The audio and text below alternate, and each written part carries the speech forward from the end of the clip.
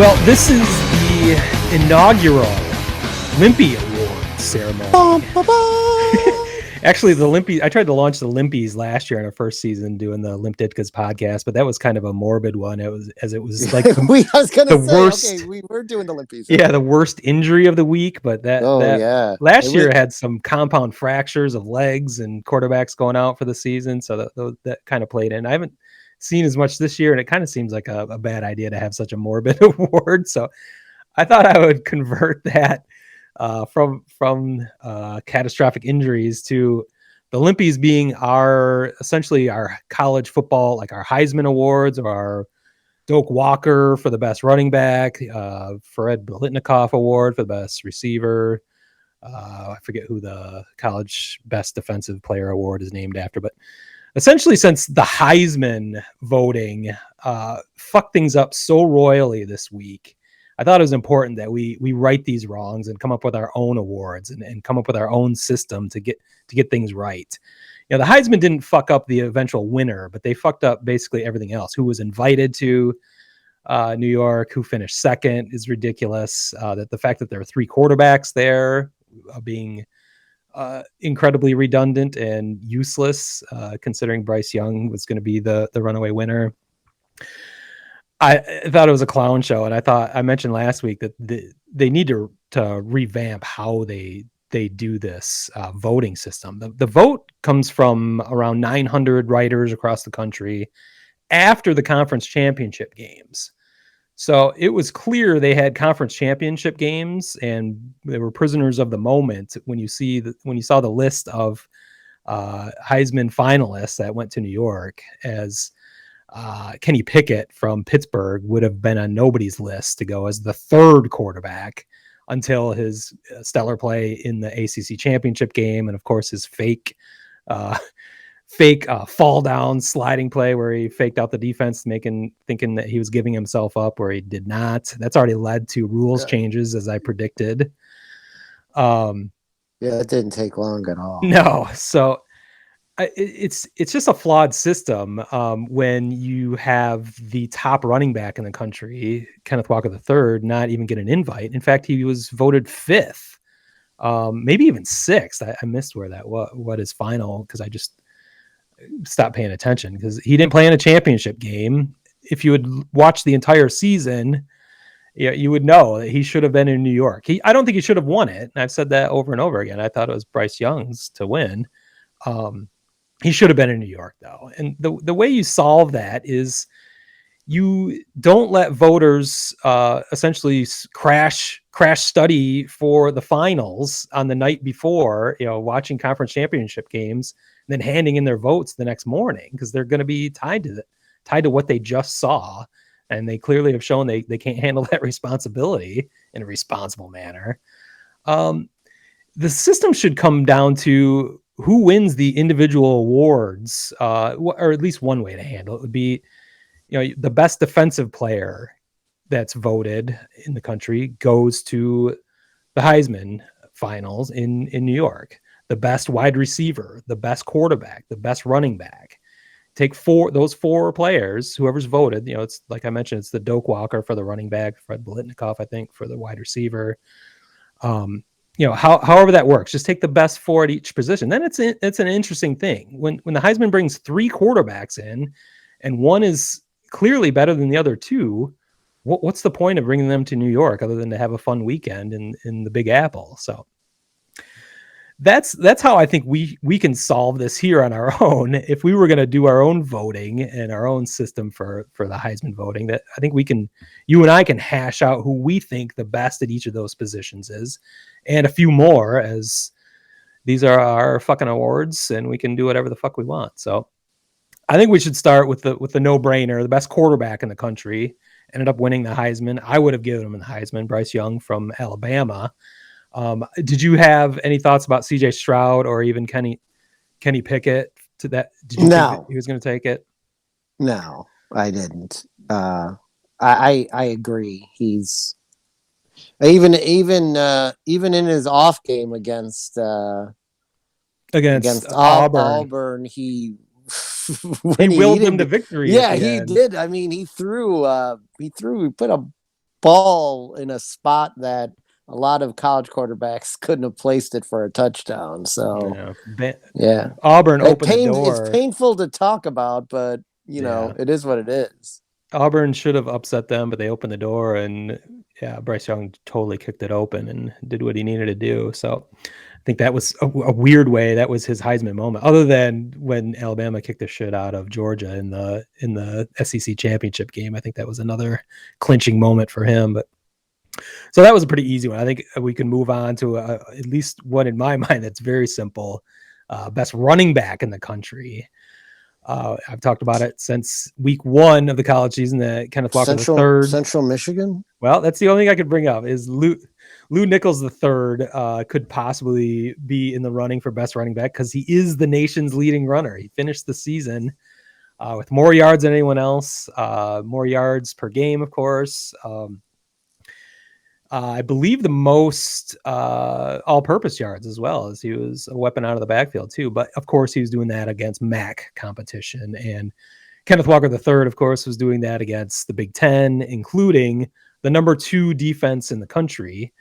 At the time, the number 2 team in the country at this moment, Michigan, where he had his Heisman moment, 200 yards rushing and 5 touchdowns, and for him not to be in New York is unbelievable, but whatever. We're fixing that right now. Unless you had anyone else to nominate. No, that I still think it's ridiculous. They sent 3 quarterbacks, and clearly on a year where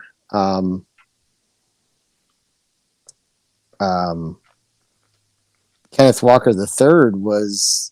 He did everything right to be invited to the table. Like you said, it doesn't mean you or I or anyone expected him to win it, but he should have been there just out of respect for what he did this season. Well, I'm sure he'll be happy to know that he has won the Limpy Award for best running back. So congratulations, Kenneth.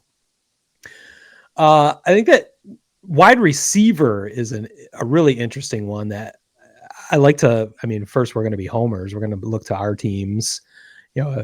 If Michigan State or Notre Dame had a standout, and Michigan State had a couple, but I don't think any you'd call the best wide receiver in the country. I'm going to nominate Jordan Addison from Pitt. He ended the season with the most receiving yards, the most receiving touchdowns, 17 touchdowns. I forget how many yards he had. It's like 1,700 touchdowns, 1,700 yards. So no, he had 1,479. Jarrett Stearns from Western Kentucky had the most receiving yards. Jordan Addison had 3rd in receiving yards. Yeah, I had him ahead of Stearns because he had the 17 touchdowns, which is the most in college football. But that's an interesting argument. Is the best receiver the one that has the most touchdowns or the most yards? Well, here's where I think Stearns pulls away. He had 137 receptions. I saw the next closest guy is 96. Yeah, I think that's a clutch receiver, and he had 14 touchdowns, only 3 less than Addison, and it's like Addison only had like 93 receptions, so that'd be like 40 less. So that's pretty impressive. That's a number 1 receiver if I ever have seen a number 1 receiver on a team. He may be their only receiver, but the way maybe they do have 1 receiver set there, but you saw them up close because they played State, right? The 4th game of the season. Yeah, and they definitely were able to move the ball through the air on State. So I guess my only argument would be, again, kind of why I didn't really take Lou Nichols seriously as the best running back in the country from Central Michigan, just because of the competition in the MAC. I don't even know what conference Western Kentucky is in. Is that the... Yes, and that would be my argument to stick with Jordan Addison would be the level of competition. So. Yeah, I think beyond the receptions and the total yards, I think that's where Jordan Addison being on, the ACC champs, his numbers, most touchdowns, he's third in total yardage or receiving yards. I think that's where he kind of gets the nod for me. So do we want to nominate or to name Jordan Addison the best wide receiver and give him the Limpy Award? I think we should give him the Limpy Award because I've actually seen him play. Aha! You concur. Great. We can get past that one then. I think that leads us to defense. And I think the consensus, mainly because his presence in New York this weekend, Aiden Hutchinson from Michigan, he's kind of been universally acclaimed as the defensive player of the year. And I'm not sure that's a slam dunk when you look at Will Anderson, outside linebacker for Alabama, who set a record in tackles for losses this year with 32 and a half, I think, and led the nation in sacks. So I'm a little confused on how he was completely overlooked in the Heisman voting, and Aiden Hutchinson just got all the accolades. So I don't know. Did you have strong opinions about the defensive player of the year? I did not.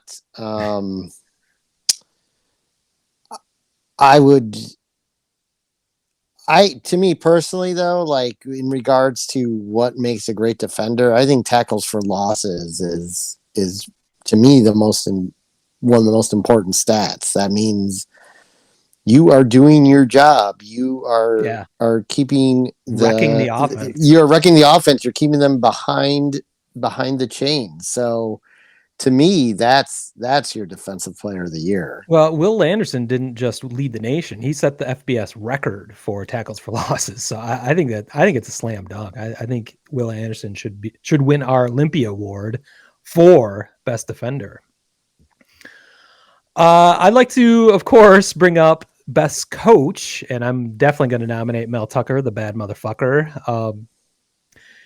Taking Michigan State, of course, from 2-5 last year to 10-2 and to the Peach Bowl this year within a whisker, within one terrible game against Ohio State from potentially going to the Big Ten championship game and potentially to the national playoff, college football playoff. So I think at least in my mind, Mel Tucker is coach of the year. Did you have anyone else to nominate? I believe you're not going to nominate. I'm not nominating Marcus Freeman because he's already in a major bowl game in his first game ever as a coach. Should he not be the winner of coach of the year? Yeah, he's already there. He's already made Notre Dame. You said it. They're likable. I mean, that in itself should be coach of the year. I think we should probably wait till he coaches one game, right. but well, yeah, I like the start. Maybe if he wins, yeah. But no, Mel Tucker surprised the nation as far as I'm concerned, and things you win that Purdue game, they might still. We might be playing. I mean, they wouldn't be.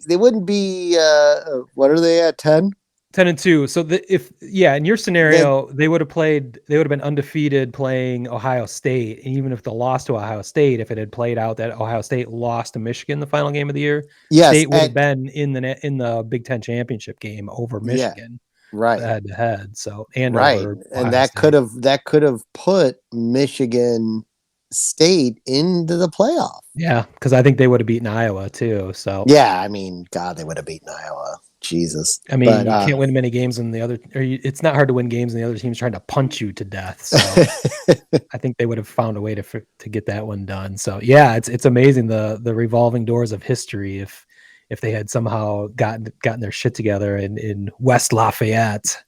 That giant drum did you in? They fell to the Spoilermakers, and boy, was that a spoiled moment. But yeah, so I think that's a no-brainer. We're giving our Limpy Award for best coach to Mel Tucker, the bad motherfucker. I just wanted to throw in one more category, and this might expand over time. We might figure out other things. Best game of the year. I think this is an easy one. You and I were together for this in the western suburbs of Chicago. Cool autumn day in late October 30th to be exact, when the Wolverines of the University of Michigan pulled into East Lansing to take on my Spartans, where I'm actually sitting about 8.5 miles from that stadium right now. And for some reason, I thought I needed to drive 250 miles away to go watch that game with my friends in the western suburbs, which is the irony of it all. But it was a fucking blast watching that game, drinking beers outside. That game had everything. It had crazy, it had controversy, it had lead swings, it had a massive comeback at the end. The best thing is it had a Michigan loss once again to my Michigan State Spartans. That was my game of the year. I know you had fun watching it. You did not have nearly the same kind of interest as I did in that, but did you have a game that comes to mind that could rival that possibly? No, probably not, because there was such great joy I was going to have in that game if no matter which team lost, because I was going to, get to see you annoyed or Callahan annoyed. Yeah, so it was a win-win. Way.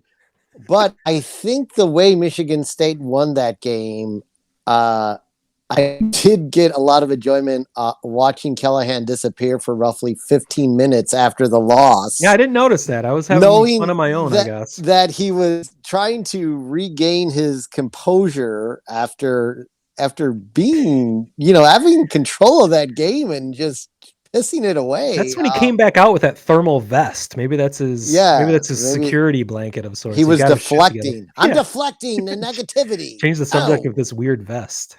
Yeah. Oh, no negativity here. So being games are a lot more enjoyable. Like something that gut wrenching is a lot more enjoyable as someone who just loves football, right? And it was just being with everyone and the vibe there. Even when you were still in pretty good spirits, even when you guys were losing. Oh yeah, I mean we had free beer that we day, were having fun. Yeah. So yeah, to me, just overall, that was the most fun I had watching a football game all year. I think it makes sense to make that our Limpy Award winner for 2021. I think that might be it for the college rendition of the Limpy Awards this year, but I think we might be able to revive that after the pro football season. Maybe we can figure out some awards for best quarterback. Same thing. Maybe we can do our passing everything out to the Cowboys. We'll see. But yeah, so that's the first annual, maybe biannual, semi-annual Limpy Awards. Word Hole Media.